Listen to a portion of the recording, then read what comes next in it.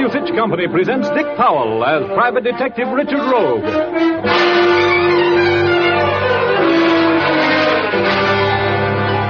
In Rogue's Gallery.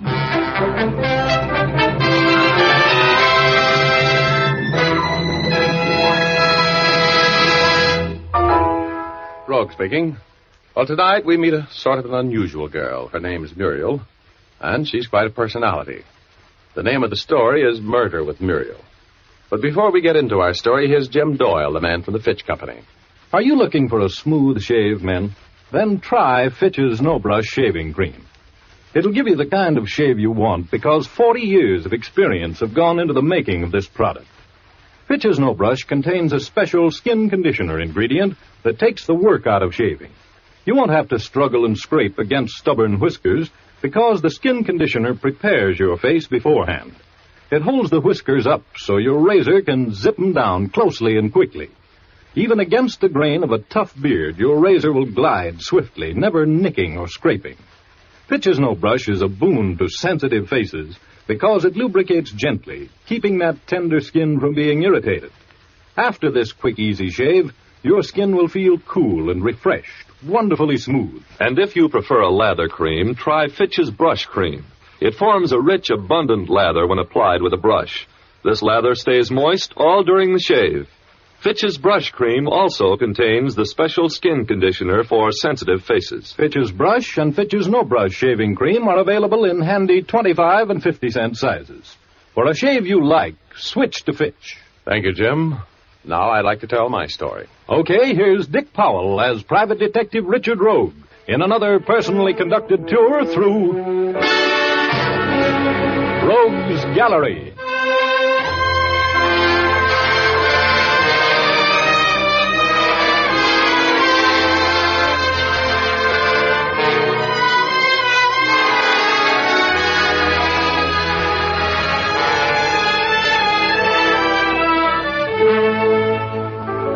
I was sitting at my junior executive-type desk one day a few months ago, trying to get a studious gander at the racing form for the next day. I had planned to attend and contribute a quick $48 outside to the improvement of the breed of thoroughbreds racing at the track. $48, that's 6 across the board, 8 races, 6/8. That's right, 48. Well, anyway, I was working on a case for an insurance company, and they'd assigned a big company detective with his brains at his feet to help me. His real job was to watch me, and he did. His girl was mad at him, and he spent all his time writing torchy poetry to her. I didn't mind that, but the big goon read it to me. That made it personal. Hey, listen to this one, will you, Rogie? Oh, no, I'm busy. Can't you see, Joe? This'll put her in her place. Listen. Gee, Cupid's stupid. His dart in my heart I trusted. Now my heart's busted. He sent me an Aphrodite, who's awful flighty. Don't trust Cupid. He's stupid. That's a dilly, ain't it? I'm going to send it to Rose special delivery. That ought to bring her right back to you with a club in her hand. Why don't you give the dame up, Joe? Oh, you don't understand, Rogie. I love her. I'm looking for Richard Rogue. Yeah? What do you want? I've got a message for you. I want to talk to you. Privately. Okay. Come on in here.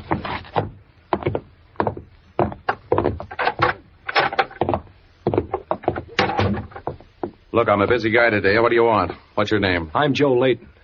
Have you had a letter from Duke Dickerson? No. You know him, don't you? Well enough to lend him money. That answer your question? Well, he needs some dough. Tough. He still owes me. He's got some stashed in a tin box out in the valley. He wants it. He wants us to get it for him. Go on. He's planted the dough out in the valley. Yeah? Get to the point. Well, he's mailed half of a map to me and the other half to you. A map showing just where the dough is buried. We're to go get it together. I get the $2,500 he owes me, and you get the $100 he owes you, plus $1,000 for the job. And Duke gets the rest. Okay? Sure. I'll take a drive out into the valley for 1,100 skins anytime. But I haven't got the map yet.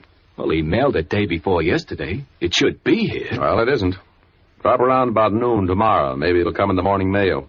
The Duke needs the dough pretty bad. He's got himself in a bit of a jam in Kansas City. We'll get that dough tomorrow, huh?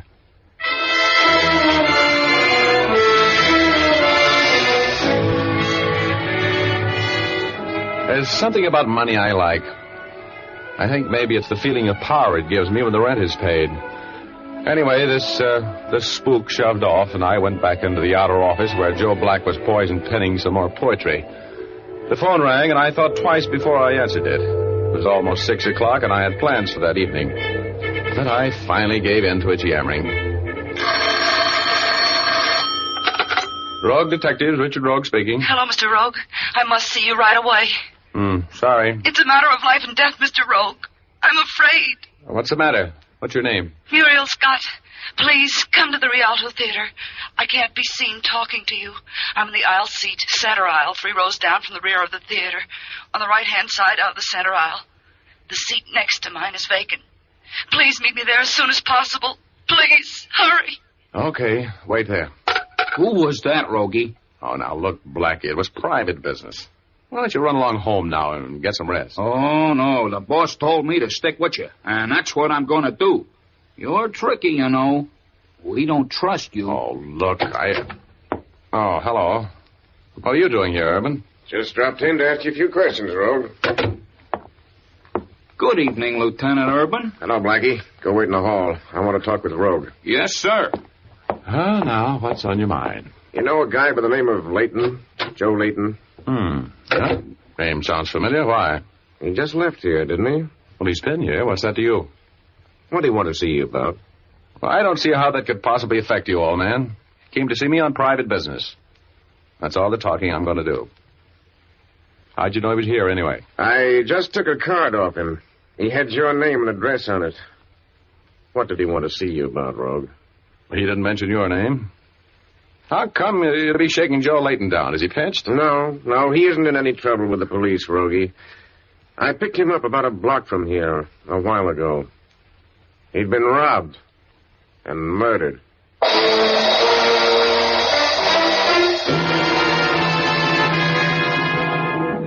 Well, this was a fine time for Joe Layton to get dead. Just when he meant $1,100 to me. I went down to the morgue with Urban to look at the body. What I really went for was a quick look through his personal effects. There was no sign of half a map. That's all I wanted to know. Urban put me on the fire for a while, trying to get me to tell him all I knew about Layton, but I didn't crack, and I left about 10:30 to drive back to my office. My shadow, Blackie, was right behind me. When I walked into the office, the phone was ringing. Rogue Detectives, Richard Rogue speaking. Mr. Rogue, you didn't come to the theater. Oh, I'm sorry, Muriel. Something else came up that demanded my immediate attention. But I must see you right away. It's a matter of life or death. But I can't. There's a $500 fee waiting here for you for just a few minutes' work. Please, Mr. Rogue. Huh? Oh, where are you? I'm at the Shady Glade Motel out in the valley. You know where it is? Oh, sure. I've passed it 1,000 times. Will you come right out? Please. Cabin number 4. You say there's $500 waiting there for me? You got it there? Yes. Please hurry. I'm frightened to death.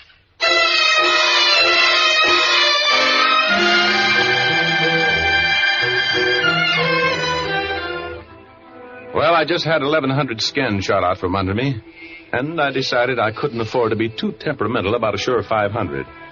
So I ran down the stairs to my car and took off for the Shady Glade Motel and the lady with the seductive voice. It was a long drive from my office, and I spent my time trying to figure out how I was going to get in touch with Duke Dickinson and deal myself back in on that buried treasure deal. I couldn't tell whether Blackie had managed to tail me on this trip or not. There was so much traffic on the pass. Well, anyway, I pulled up at the Shady Glade and knocked at the door of cabin number 4.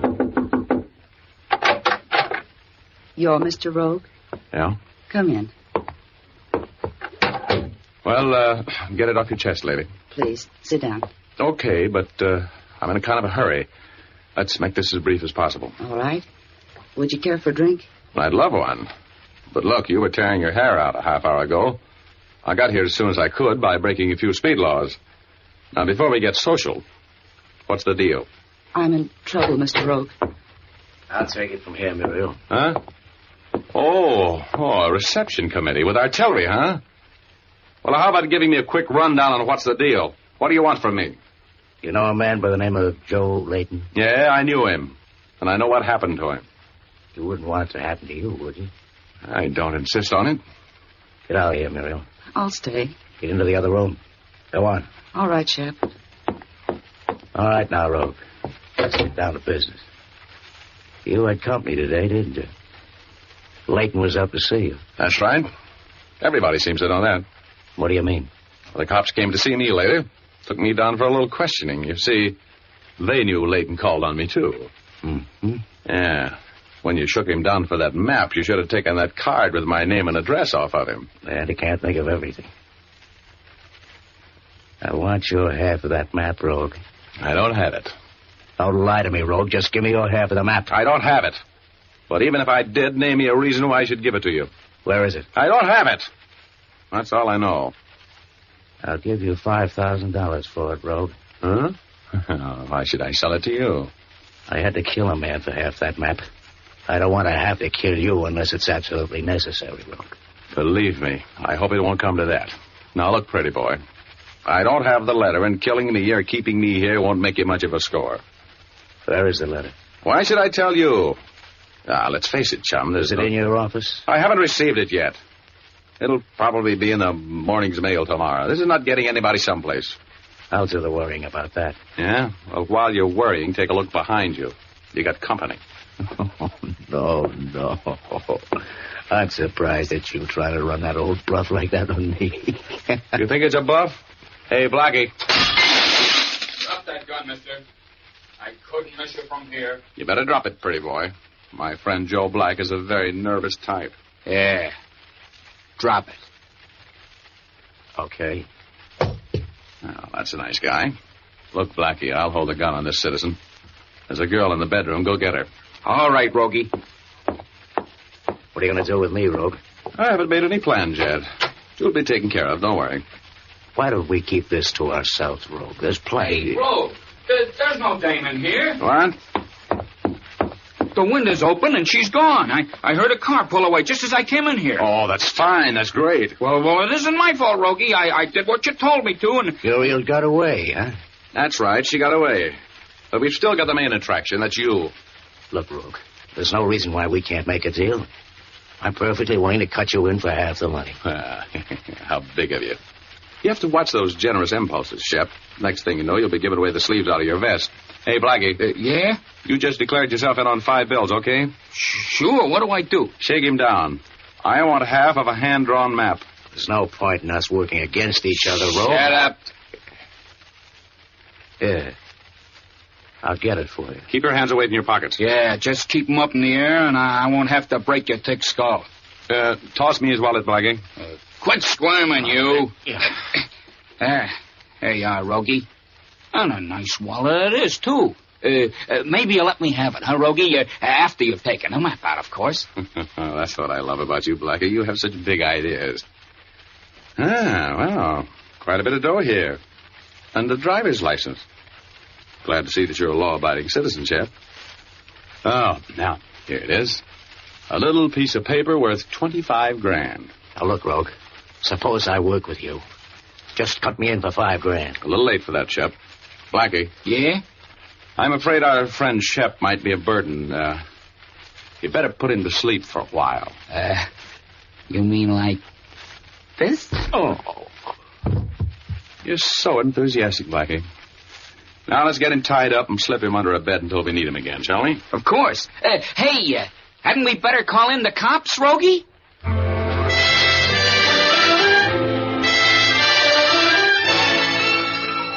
Well, I didn't want the cops in on this deal yet. They get so inquisitive about murderers. I knew that Shep was as safe as a royal flush against 3 deuces, so I left him there all tied up like a bow tie. I gave Blackie the slip and went to my apartment to get a little sleep. I opened the door and walked into a surprise party. Hello, Rogie. Where you been? What are you doing in my apartment, Urban? Waiting for you to get home? You got a warrant? Oh, now, Rogie, are we going to get technical? What do you want? You decided to tell me what you know about the killing of Joe Layton? No. You might be making a mistake, Rogue. You know, sometimes you need a guy like me. What are you working on? I don't report to you, Urban. Go away. I've known you for a long time, Rogie. You're declaring yourself in on Leighton's murder. I don't think you did it, but I think you know more than you're talking. Now, look, I've got a stake in this case. If I crack it, I'll let you know in time to get your picture in the papers. Will you settle for that? You're on the level, aren't you, Rogie? Well, you know I am. I've worked with you this way before, haven't I? Have I ever given you a bump pitch? No. Good night, Lieutenant. Good night, Richard. You have any ideas of slipping me a double cross, Rogie? Forget it. I've got a cell waiting for you, and I'm not above framing you. Remember that. I knew Urban wasn't kidding, and I had an impulse to call him back and tell him about the murder I had put away for him in that motel. But I thought better of it. As the door closed behind Urban, I heard another door open behind me. Hello, Mr. Rogue. Muriel. Why, honey, this is... Put up your hands. Huh? I'm going to get that map if I have to kill you.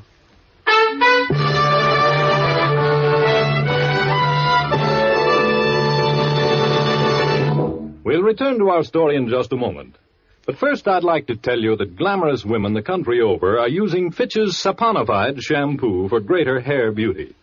Here's what lovely Bess Meyerson, recently awarded the title of Miss America of 1945, told us in an interview. A long time ago, I discovered that part of being beautiful was being clean. So I keep my hair clean by shampooing it as often as I feel it needs it. I use Fitch's saponified shampoo because it does not dry my hair or make it difficult to manage, no matter how often I shampoo it. Yes, beautiful women everywhere use Fitch's saponified shampoo. It does not dry the hair because it's made from mild vegetable and coconut oils. Even in hard water, it gives lots of rich, fragrant lather. It cleanses efficiently and gently. And here's a feature all women will cheer. Fitch's saponified shampoo contains its own patented rinsing agent. This rinsing agent works with the plain rinse water to make your hair sparkling clean. No particles are left to dim the luster and highlights of the hair. Best of all, you won't need to bother with a special after rinse. Give your hair a treat. Use Fitch's saponified shampoo. You can get a professional application at your beauty or barber shop, or ask for an economical bottle at your drug counter.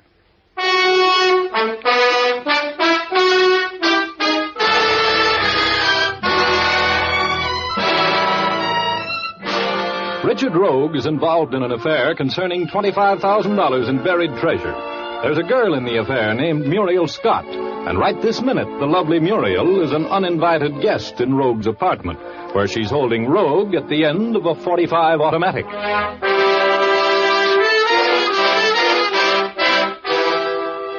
I love girls, especially girls with Muriel's gifts. She had the kind of a figure that you'd like to add to your income tax, and a little baby face that made me want to hold her on my lap and tell her a story. But that gun changed everything. It ruined the intimate, romantic atmosphere that I would have preferred. Take your revolver out of the holster and drop it. Come on, I know how to use this gun. Okay. Now back away from it. You know, I have a strange feeling that you've lived through this before. I have. Keep backing. Okay. Now what? Sit down. Thanks. How'd you get in here? Through the window, through one of the fire escapes. Now, what time is the first mail delivery at your office in the morning? Oh, it's about 9:30. I heard you tell Shep that the map would be there in that mail. I'm expecting it. Good. I'll get it then. What did you do with Shep? He's okay. Is he in jail? No, he isn't. I want my hands on that dough before I yell for the cops. I want my hands on that dough, too, and I'm going to get them there. Are you, comfortable? Yeah. Don't worry about me. Look, baby, I want some coffee. How about you? Just stay where you are.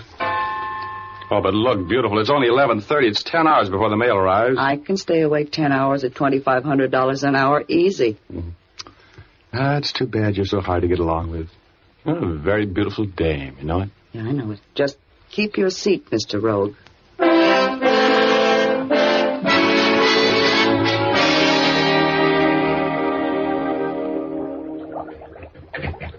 I don't know whether you're going to like coffee the way I make it or not, Muriel. It'll be all right. Are you sure you don't want me to hold the gun while you make the coffee? Go ahead, make the coffee and stop talking.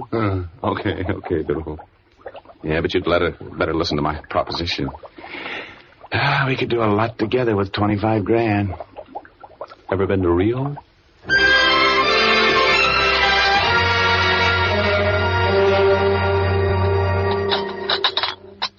More toast? Thanks, Reggie. You know, you make pretty good coffee. And you make pretty good toast, Angel. Lots of butter. Don't you know that costs points? We won't need them in Rio, will we? No. We're going to make beautiful music together, baby. You know it?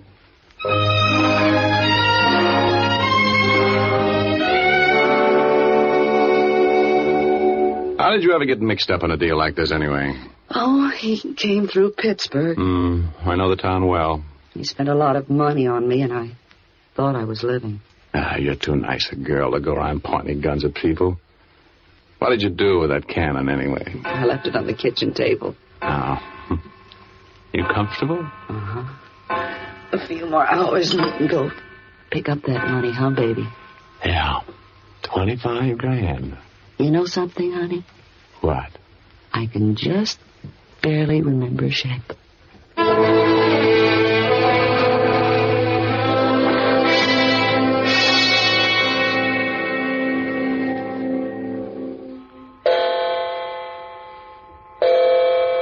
That's 9 o'clock, honey. Let's get going, shall we? We'll just about make it, huh? Yeah. I hope that map's in the morning mail, don't you? Well, it will be, don't worry. Come on, I'll help you with your coat. Mm-hmm. Hey, where'd you get it? It's a nice mink. Shep stole it. For me. He was a petty larceny guy, wasn't he? Let's not think about him, Angel. Come on. We're on our way to the office and that letter. And Rio? Could be.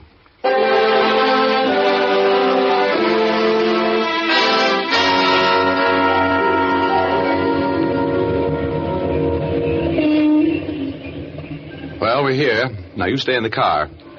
I don't know whether there'll be any cops up there or not. And if I'm not back in 5 minutes, shove off. And I'll meet you in the lobby of the Hotel Bellevue in an hour. Oh?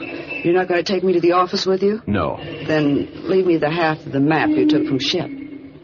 I want to know you're coming back. Oh, sure, baby. Here you are. Now, you happy? Yes, I'm happy. Hurry, though, will you? I'll be back in a minute, beautiful. If I'm not, remember what I told you to do, huh? I'll be in the lobby of the Bellevue if you aren't back in 5 minutes, right?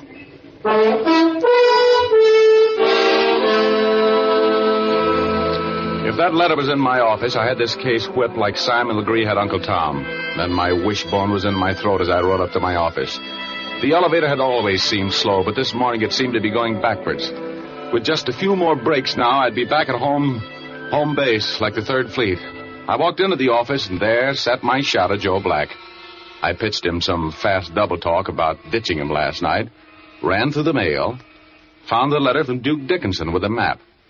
While I was jumping up and down and clapping my hands, I told Blackie what I wanted him to do. And then Muriel and I took off for the treasure hunt with a spade. Are you sure this is the right path? Sure. I got the map right here, haven't I? Look up ahead. There's the big rock he's got on. See? Uh-huh. There's the tree. Look, Rogie. Oh, the gun of you. Put it back. Do you have any plans about taking this money yourself? Oh, will you cut it out? Put that rock I just back in want your you bag, to know will you, I've now? still got it and I can use it. Oh, but look, baby. Remember me. Oh, I suppose I'm a chump. I'll put the gun away. Just for you. You big, handsome cutthroat.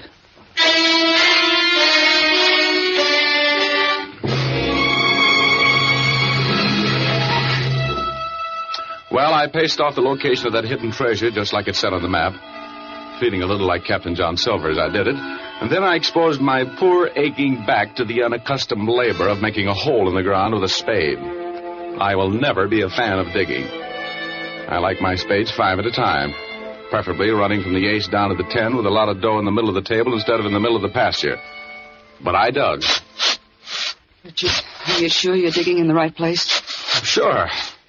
Decided in on that tree and that big rock. And if that petty larceny crook of a Duke Dickinson thinks this is funny, I'll personally hit... Hey, pay dirt. Hear it? Yes. Hurry, Rogie. Dig it out. Well, do you want this shovel? I'm digging as fast as I can. There it is. See the top of it? Be there. 25,000. Well, baby, there it is. 25 grand. You want to count it? Let me have it, Rogie. Here, baby, you take care of it for a while, huh? Put it in your bag and let's get back to town and celebrate, beautiful. All right. Just hold that close. Both of you, hold it. Hey, what is this? Shut up. Give me your bag, lady. Come on, lady. I don't want to have to shoot any holes in that pretty dress you're wearing. Come on, give me that bag. No, I won't. Next time I slap you with this rod. Now, give me that bag. Get your hands away from that coat there, mister. Thanks. Now, march. You look familiar to me, tough stuff. Yeah? Maybe I'd better put you away, huh? Duke Dickinson must have sent out a bulletin to all his friends. Shut up. Lay down on your faces, both of you. Now. Shut up, lady. I just shot a couple of holes in your tires, that's all. Now, just take it easy and don't move until I'm out of here. Thanks for the dough.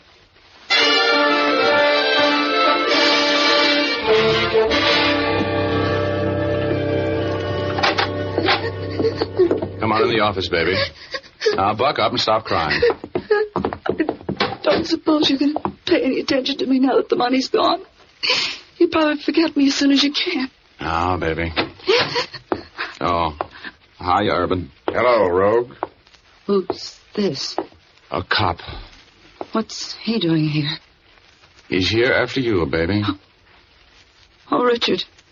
He wouldn't turn me into... Hate to interrupt, but, what's the score, Rogue? This little girl helped to kill Joe Layton. The guy who worked with her is under the bed at cabin number 4 at the Shady Glade Motel. How could you do this to me? After all the things you said and... It's not easy. But you see, baby, I don't approve of murder. Especially not in this neighborhood. Gives a block a bad name. Oh, no. No, Richard. Better take her away, Urban, before I take her away from you. She's a beautiful girl, isn't she? Richard. Oh, Richard. Richard.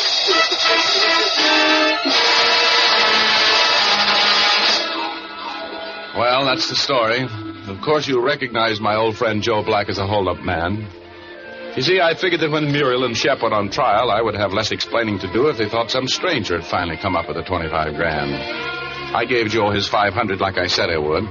He beefed a little, but he took it. And then I took the 100 Duke owed me and 1,000 for the job that was agreed on, and then I took the 2,500 that Joe Layton was supposed to get and sent it to Muriel's mother. Layton didn't have any use for it in the morgue. And I sent the rest to Duke in Kansas City. Made a nice score altogether, but I still wake up in the middle of the night when I dream of Rio and Muriel and that trip we were going to take. The money's spent, but the dreams linger on. They're wonderful.